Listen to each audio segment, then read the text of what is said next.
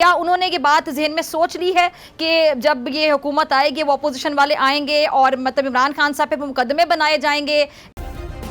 Subscribe करें और bell दबाएं ताकि कोई खबर रह न जाए। जी निसार खोड़ो साहब, आज इमरान खान साहब ने कुछ बातें वही की जो पहले भी वो करते रहे, जिसको हम कहते हैं कि रेपिटेशन बहुत ज़्यादा थी, पुरानी बातें वो करते रहे, कौम से उसी तरह बातें करते रहे, इससे पहले भी करते रहे। लेकिन आज मैंने उनके मुँह से एक जेल का लफ्ज़ सुना, जेल के हवाले से उन्होंने बात की, तो इससे मुझे ये समझ आ रही है, बाकी आप समझाने की कोशिश कीजिएगा, आप सीनियर सियासतदान हैं, क्या उन्होंने ये बात जहन में सोच ली है कि जब ये हुकूमत आएगी वो अपोजिशन वाले आएंगे और मतलब इमरान खान साहब पे मुकदमे बनाए जाएंगे, इमरान खान साहब को जेल नज़र आ रहा है, उन्होंने जेल का जिक्र क्यों किया आज?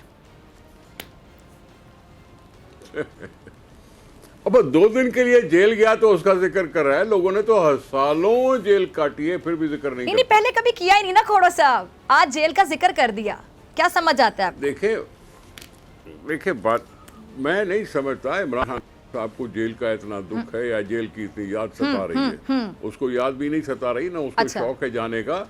ये 2 दिन की जेल जो तहरीक में थी वो जज की बहाली के टाइम पे हुई थी, कोई लंबी जेल थी नहीं। उसका जिक्र करके खामखा वो उंगली कटा के शहीदों की लिस्ट में आने की कोशिश कर रहा था।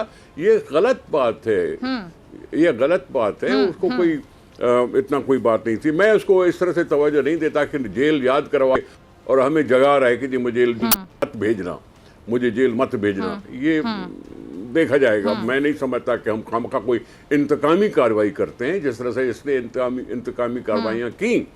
ज़रूरी नहीं है कि हमने कहा, हम पीपल्स पार्टी के उस 5 साल दौर में हम यकीनी तौर पर कह सकते थे कि हमारे यहाँ पर कोई सियासी कारकुन, सियासी कैदी नहीं था। तो ज़रूरी नहीं है कि हम इस तरह की बातें करें। हाँ, जो जुर्म करता है उसके ऊपर तो हाथ पड़ता ही है।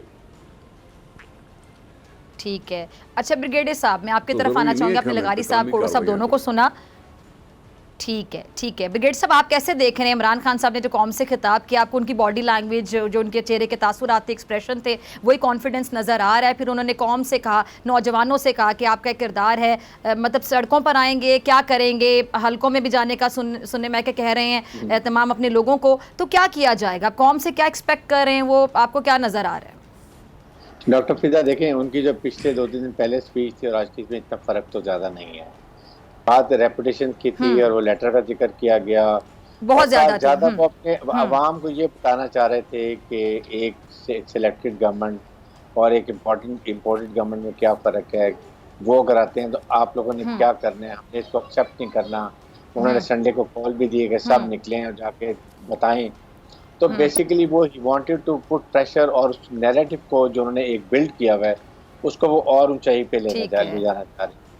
और वो ये करना चाहते हैं कि ताकि कम अज़ कम लोग उनके साथ हों, और वो अगर कहीं इक़्तिदार से ख़त्म भी होते हैं जैसे अभी नज़र आ रहा है, उसके बाद वो अगले नैरेटिव को ऐसे बिल्ड करना चाह रहे हैं कि अगले 3 महीने में, 6 महीने में अगर इलेक्शन होते हैं तो जिस तरह उनका ग्राफ ऊपर जा रहा है वो और ऊपर लेके जाएँ, अपना विक्टिम कार्ड लेके आएँ कि मैं सियासी शहीद कर दे गया हूँ, मुझे 5 साल पूरे किए गए हैं, मुझे किसी की सपोर्ट के साथ हटाया जा रहा है। ये उनका आइडिया है और उनका नज़रिया था जिसको लेकर के फिर उन्होंने कहा कि जी ये लेटर जो है ये क्यों आया, कैसे आया, उसको हम दिखा नहीं सकते।